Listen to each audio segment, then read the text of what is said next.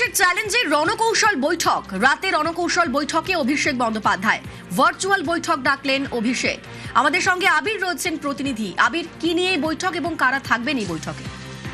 প্রথমত হচ্ছে প্রথম দফার নির্বাচনের বাকি হচ্ছে 10 দিন। এর মধ্যে যে 8 দিন পাওয়া যাবে সেই 8 দিনকে পুরোদস্তুর প্রথম দফার নির্বাচনী প্রচারের বিভিন্ন জায়গাতে ব্যবহার করবে হচ্ছে তৃণমূল কংগ্রেস। এবং প্রথম দফা যেখানে নির্বাচন হচ্ছে সেখানে দেখতে পাওয়া যাচ্ছে একদিকে হচ্ছে উত্তরের কোচবিহার, আলিপুরদুয়ার, দার্জিলিং রয়েছে, এবং অন্যদিকে মালদা, মুর্শিদাবাদ মতো যে জায়গা, পূর্ব মেদিনীপুরের মতো জায়গা সেখানেও রয়ে গিয়েছে।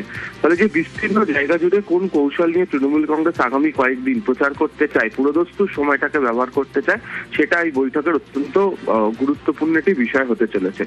দ্বিতীয় যে বিষয় বলে, নির্বাচনের ক্ষেত্রে দেখতে পাওয়া গিয়েছে যে তৃণমূল কংগ্রেসে একাধিক বিধানসভা আসন রয়েছে, যে বিধানসভা আসনগুলিতে তাদের হেভিওয়েট নেতারা, এমনকি এখানে মমতা বন্দ্যোপাধ্যায়, অভিষেক বন্দ্যোপাধ্যায় সভা মিছিল তারা করলেও সেখানে বিভিন্ন জায়গাতে তারা নির্বাচন কমিটি তৈরি করে দিয়েছেন।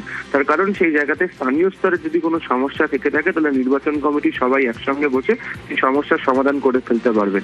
সেই বিধানসভা কেন্দ্রগুলোর অবস্থা কি, সেই সংক্রান্ত বিষয়ে একটি রিপোর্ট নেবেন। তৃতীয়ত মনে করা হচ্ছে যে তৃণমূল কংগ্রেসে আগামী কয়েকদিনের জন্য বিশেষ প্রচার কৌশল নিয়ে তারা নামবে, এবং গত কয়েকদিন ধরে বিভিন্ন মহল থেকে একটা হিন্স তারা দিচ্ছিলেন। এবং তুমি যদি দেখো যে মমতা বন্দ্যোপাধ্যায় বিভিন্ন সভাতে উল্লেখ করেছেন যে পয়লা বৈশাখ বা নববর্ষ হোক, তারপর তারা আরো ঝাঁঝ বাড়াচ্ছেন। বিভিন্ন জায়গাতে বৈঠকের ক্ষেত্রে অভিষেক বন্দ্যোপাধ্যায় এমন ধরনের ইঙ্গিত বারবার করে দিয়ে রেখেছেন। ফলে এই পরিস্থিতিতে দাঁড়িয়ে এমন কোনো সিদ্ধান্তের কথা আজকে দলের নেতাদের জানানো হতে পারে যে প্রথম দফার বৈঠকের ক্ষেত্রে শেষ 8 দিনকে কিভাবে তারা ব্যবহার করবেন, সেই সংক্রান্ত আলোচনাও আজকে বৈঠকের ক্ষেত্রে হবার সম্ভাবনা রয়েছে। রাত 8টা থেকে বৈঠক হবে, তার কারণ আজকে অভিষেকের উত্তরবঙ্গে একাধিক জায়গাতে তার প্রচার রয়েছে। সেই প্রচার করার পর তিনি বৈঠকটি শুরু করবেন।